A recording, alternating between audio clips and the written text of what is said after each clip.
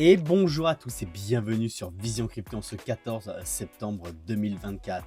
Alors hier apparemment c'était un jour de chance pour les crypto-monnaies puisque on a fait une belle hausse. Donc du coup pour ceux qui ont vu les quotidiennes de hier, j'avais coupé mon trade. Bon ben j'aurais mieux fait de le garder mais c'est pas grave, au moins j'ai pris des profits et on va aller voir ça. Mais faites très attention à vos wallets. On exclut juste un des scénarios que j'avais dessiné et on va aller voir ça tout à l'heure. Donc au niveau des volumes, eh bien, c'est pas non plus énorme. On voit 32 milliards et 13 milliards. Donc il n'y a rien de incroyable. Par contre, ce qui est vraiment très plaisant, effectivement, c'est d'avoir de belles hausses. Vraiment, ça fait vraiment très plaisir. Si on se met en semaine, on a quand même des hausses qui sont véritablement intéressante. Tao 38%, le FTM 32%, bon Popcat, bon, c'est les mêmes coins, c'est encore autre chose, Sui 23%, Fed 28%, enfin voilà, on a quand même des hausses qui sont vraiment très intéressantes, ça fait vraiment des biens parce qu'on en avait vraiment besoin. On voit quand même que le marché reste très méfiant parce qu'on reste quand même dans le fear, il n'y a pas d'euphorie ni quoi que ce soit pour le moment, on reste dans le fear. On va attendre de voir la journée d'aujourd'hui, ça se trouve si on a encore une grosse poussée aujourd'hui, demain on pourrait commencer, enfin le sentiment du marché pourrait commencer à redevenir bullish, donc on verra ça demain. Allez, on va voir notre ami BTC, donc qu'est-ce qu'il nous a fait? Eh bien il nous a fait une grosse poussée ici et on peut aller voir ça tout de suite. Pourquoi? Parce que ça se voit très fortement sur l'order flow. On voit que ici il y a eu une vague de shorters, il y a eu des ordres qui se sont ouverts. Ici on le voit sur l'open interest, il y a pas mal d'ordres qui se sont ouverts et on voit ici qu'il y avait énormément de shorters. Donc du coup qu'est-ce qu'on a fait? Eh bien on a explosé à la hausse, donc on a fait un mini short squeeze et c'est ce qui fait qu'on a fait cette belle poussée. On le voit également sur les liquidations que les shorts se sont fait bien plus avoir que les longues, hein, bien entendu. Donc 101 millions contre 24 millions pour un total de 126 millions. Donc là ce sont véritablement les shorts qui ont souffert. Donc il y avait un des scénarios hier qui disait qu'on pouvait aller donc directement se faire rejeter par la RLZ short ici et la résistance qui était ici, et donc qu'on retombe dans la RLZ longue qui était un peu plus bas. Ou alors il y avait ce scénario là, vous pouvez aller voir la quotidienne de hier, hein, c'est le dessin que j'avais déjà fait hier, donc où je disais qu'on pouvait aller chasser les liquidités au-dessus des 59 000 ici. Donc c'est ce qu'on a été faire actuellement. Là on a été faire une chasse à la liquidité et ensuite redescendre dans cette RLZ longue. Donc faites quand même très attention parce que c'est pas parce que là on a explosé, qu'on s'est instancié au-dessus des 60 000 que c'est parti to the moon. Bien entendu qu'on peut encore chuter et chercher la RLZ longue dans les 54 000 dollars. Après, ce que je trouve plutôt intéressant, c'est qu'on a été ici là avec cette mèche chasser les liquidités et pourtant on a fait une deuxième mèche donc encore plus haute alors qu'on aurait pu se contenter de chasser les liquidités ici. On voit sur la carte thermique qu'on a été chasser justement toutes ces liquidités qui sont ici. Vous voyez là, il y en avait pas mal de liquidités. Par contre, à faire attention encore une fois parce que maintenant il y a énormément de liquidités aux alentours des 54 000, donc il y a encore beaucoup de confluence. N'hésitez pas à aller voir la quotidienne de hier qui vous explique pourquoi j'ai coupé mon trade et pourquoi je pensais qu'on allait aller possiblement tout de suite au niveau des 54 000, simplement parce qu'il y avait pas mal de confluence qui allait en ce sens. Et c'est pour ça également aussi que hier je vous ai dit que je ne shortais pas. Pourquoi? Parce que ça ne sert à rien de shorter, et à chaque fois il y a des gens qui me disent bah, dans ce cas là si tu penses que ça va aller ici, pourquoi tu n'ouvres pas un short? Eh bien non, je ne veux pas shorter. Pour moi on est dans une tendance où on est censé monter avec le bull run qui est censé arriver, donc je ne vais certainement pas shorter. Mon but c'est surtout de parier à la hausse et surtout pas de shorter. Et la preuve comme quoi il ne fallait pas que je short parce que là j'aurais été liquidé bien entendu. Donc du coup non, il ne faut pas shorter quand vous avez une vision court, moyen, long terme bullish et vous pensez que tout va monter. Bah il faut pas shorter. Voilà, donc du coup actuellement je ne prends aucun trade en short, je ne prendrai que des trades en longue, sauf si je dis ça, mais si jamais il y a un petit scalping, donc un petit trade très court terme à faire, peut-être que je le ferai, mais certainement pas du day trading ou du swing trading, donc sur une journée ou sur plusieurs jours, plusieurs semaines. Ça sera que des longues et surtout pas de scalping. Voilà, donc pas grand chose à dire de plus sur le BTC et sur les graphiques. On va aller voir ce qui se passe. En tout cas, ça fait extrêmement plaisir d'avoir vu une hausse. Les altcoins ont vraiment repris des couleurs. Ça fait vraiment du bien parce qu'on avait vraiment pris très cher sur les altcoins.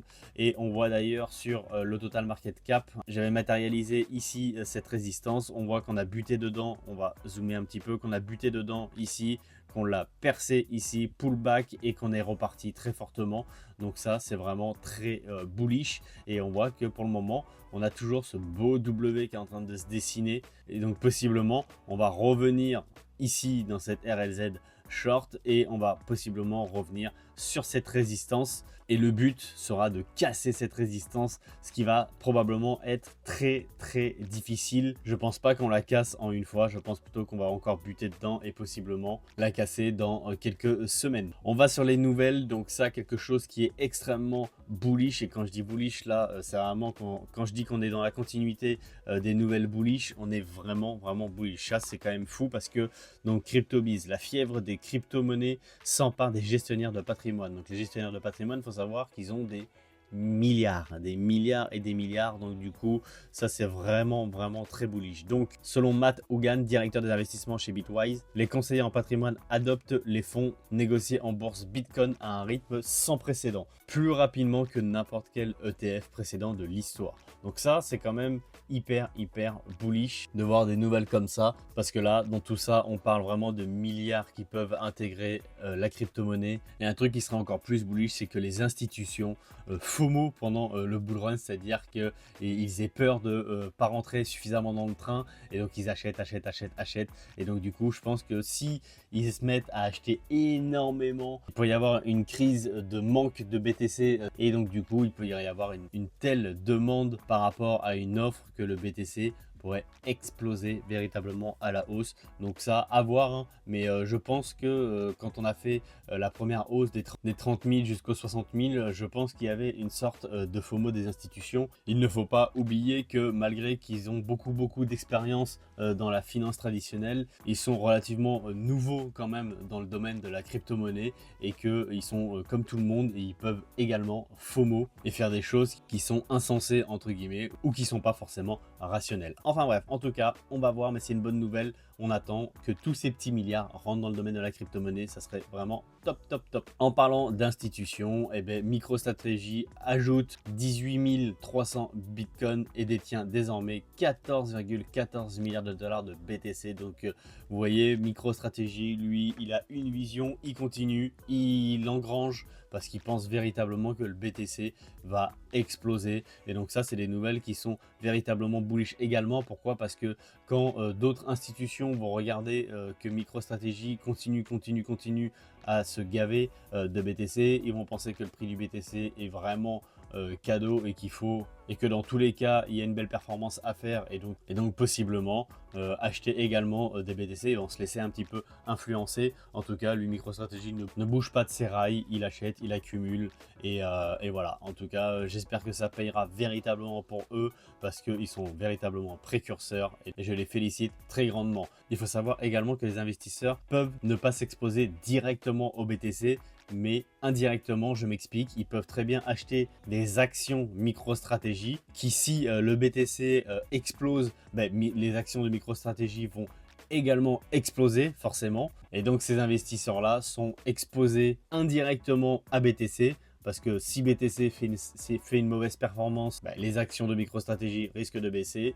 Si BTC fait une très belle performance, les actions de MicroStrategy vont exploser à la hausse. Donc il y a beaucoup d'investisseurs qui font ça, qui achètent des actions dans des entreprises qui sont exposées, elles, à BTC. Donc c'est une manière comme une autre de s'exposer indirectement à BTC. Bon, alors ça, c'est la petite blague de la SEC, hein. Donc la SEC regrette toute confusion en qualifiant les jetons de titres. Donc allez lire l'article si ça vous intéresse, et rapidement. Donc la SEC affirme que lorsqu'elle parlait de crypto-monnaie asset securities, elle n'a jamais voulu dire que les tokens étaient des securities. C'est tellement faux. Non mais bref, en tout cas, donc en gros, ils nous prennent véritablement pour des voilà. Et comme je peux pas trop dire de grossièreté, j'ai trouvé des commentaires qui veulent dire ce que j'aimerais dire. Donc voilà, hein, le tavernier crypto. Vous pouvez lire, hein, ils ne prennent pas les gens pour déjà. Et j'ai bien aimé également ici, ça veut dire que quelqu'un à la SEC a reçu un coup de fil de chez BlackRock. Alors ça me fait très rire,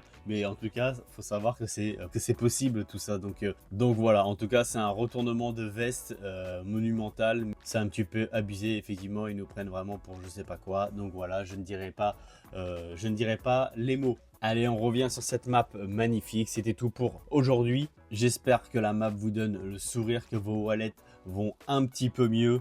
Même si on attend des performances qui sont bien plus importantes que ça. Ça met un premier pied à l'étrier en espérant encore voir énormément de vert. C'est tout pour la quotidienne d'aujourd'hui. Je vous souhaite une excellente journée et surtout, restez curieux. Ciao!